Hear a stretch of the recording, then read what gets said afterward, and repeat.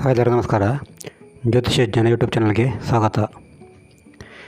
ಇವತ್ತಿನ ವಿಡಿಯೋ ಸರಣಿಯಲ್ಲಿ ಕನ್ಯಾ ರಾಶಿಯವರ ಮಾನಸಿಕ ಭಯ ಅಂದರೆ ಕನ್ಯಾ ರಾಶಿಯವರ ಆಂತರಿಕ ಭಯಕ್ಕೆ ಪ್ರಮುಖ ಕಾರಣಗಳೇನು ಅಂತ ಈ ವಿಡಿಯೋದಲ್ಲಿ ತಿಳ್ಕೊಳ್ಳೋಣ.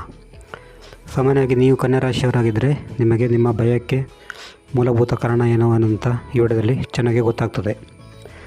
ಸಾಮಾನ್ಯವಾಗಿ ಕನ್ಯಾ ರಾಶಿಯವರದ್ದು ಅವರ ಭಯಕ್ಕೆ ಮೊದಲನೇ ಕಾರಣ ಅಂತ ಹೇಳಿದ್ರೆ ಇವರು ತಮ್ಮ ಬಗ್ಗೆ ಬೇರೆಯವರು ಏನು ಅಂದ್ಕೋತಾರೋ ಅಂತ ಒಂದು ಭಯ ಇರ್ತದೆ ಇವರಿಗೆ.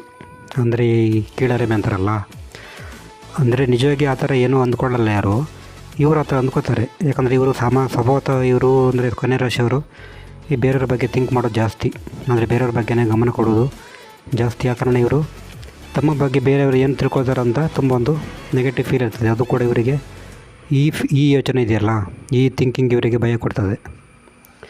ಮತ್ತು ಎರಡನೇ ಕಾರಣ ಅಂತ ಹೇಳಿದ್ರೆ ಇವರಿಗೆ ಬೇರೆಯವರಿಂದ ಏನಾದರೂ ತುಂಬ ಕೆಟ್ಟ ಮಾತನ್ನು ಕೇಳೋದು ತುಂಬ ಭಯ ಆಗ್ತದೆ.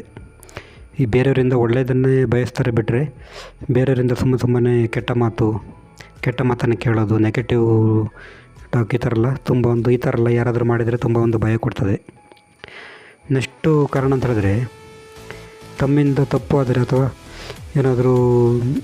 ತಮ್ಮಿಂದ ಏನಾದರೂ ತಪ್ಪು ನಡೆದರೆ ಇದು ಕೂಡ ಅವರಿಗೆ ಭಯ ಕೊಡ್ತದೆ. ಏನಾದರೂ ಒಂದು ಕೆಲಸ ಮಾಡುವಾಗ ಅಥವಾ ಯಾವುದೇ ಒಂದು ವಿಷಯದಲ್ಲಿ ತಮ್ಮಿಂದ ತಪ್ಪು ಆದರೆ ಅದಕ್ಕೆ ಬೇರೆಯವರು ಏನು ಕಾಮೆಂಟ್ ಮಾಡ್ತಾರೋ ಅಂತ ಒಂದು ಭಯ ಇರ್ತದೆ ಇವರಿಗೆ.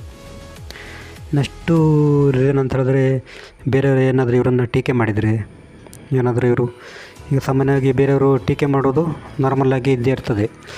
ಆದರೆ ಇವರಿಗೆ ಬೇರೆಯವರು ಏನಾದರೂ ಒಂದು ಟೀಕೆ ಕಮೆಂಟ್ ಮಾಡಿದರೂ ಕೂಡ ತುಂಬ ಭಯ ಕಾಡ್ತದೆ ಅಂತ ಹೇಳ್ಬೋದು. ಮತ್ತು ಇನ್ನೊಂದು ತುಂಬ ಒಂದು ಇಂಪಾರ್ಟೆಂಟ್ ಪಾಯಿಂಟ್ ಅಂತ ಹೇಳಿದ್ರೆ ಈ ಕನ್ಯಾ ರಾಶಿಯವರು ತಮ್ಮ ಸುತ್ತಮುತ್ತಲಿರುವಂಥ ವ್ಯಕ್ತಿಗಳ ಬಗ್ಗೆ ತುಂಬ ಆಲೋಚನೆ ಮಾಡ್ತಾರೆ. ಅಂದರೆ ಬೇರೆಯವ್ರ ಬಗ್ಗೆ ಥಿಂಕ್ ಮಾಡೋದು ಜಾಸ್ತಿ ಇವರು. ಅಂದರೆ ಇವರು ಈ ಥರ ಮಾಡಿದಾಗ ಏನಾಗ್ತದೆ ಅಂತ ಹೇಳಿದ್ರೆ ಇದು ಇನ್ನೊಬ್ಬರ ಬಗ್ಗೆ ತುಂಬ ಯೋಚನೆ ಮಾಡಿ ಅದು ಕೂಡ ಇವರಿಗೆ ನೆಗೆಟಿವ್ ಥಿಂಕಿಂಗ್ ಉಂಟು ಮಾಡಿ ಇವರಿಗೆ ಅದು ಭಯ ಕೊಡ್ತದೆ. ಅಂದರೆ ನೀವು ಬೇರೆಯವ್ರ ಬಗ್ಗೆ ಈಗ ಏನಾದರೂ ಒಂದು ರೀಸನ್ ಇದ್ದರೆ ಅವ್ರ ಬಗ್ಗೆ ಥಿಂಕ್ ಮಾಡ್ಬೋದು. ಇವರು ಅಂತ ಹೇಳಿದ್ರೆ ಈ ಕನ್ಯಾ ರಾಶಿಯವರು ಅಂತ ಹೇಳಿದ್ರೆ ಅಂದರೆ ಇವ್ರ ಇಮ್ಯಾಜಿನ್ ಯಾವ ಥರ ಇರ್ತದೆ ಆ ಥರ ಥಿಂಕ್ ಮಾಡ್ತಾರೆ ಒಬ್ಬ ವ್ಯಕ್ತಿಯ ಬಗ್ಗೆ. ಇದು ಇವರಿಗೆ ಭಯ ಕೊಡ್ತದೆ. ಅಂದರೆ ಇವರು ಆ ವ್ಯಕ್ತಿಯ ಬಗ್ಗೆ ಇವರಿಗೆ ರಿಯಲಾಗಿ ಏನೋ ಗೊತ್ತಿಲ್ಲದರೂ ಕೂಡ ಇವರು ಅವ್ರ ಬಗ್ಗೆ ಏನೇನೋ ಥಿಂಕ್ ಮಾಡಿ ಅದು ಅದೇ ಥರ ಇರ್ಬೋದೇನೋ ಅಂತ ಒಂದು ಆ ಭಾವನೆ ಬಂದು ಇವರಿಗೆ ಅದು ಕೂಡ ಮನಸ್ಸಿಗೆ ಒಂದು ಭಯ ಕೊಡ್ತದೆ ಅಂತ ಹೇಳ್ಬೋದು.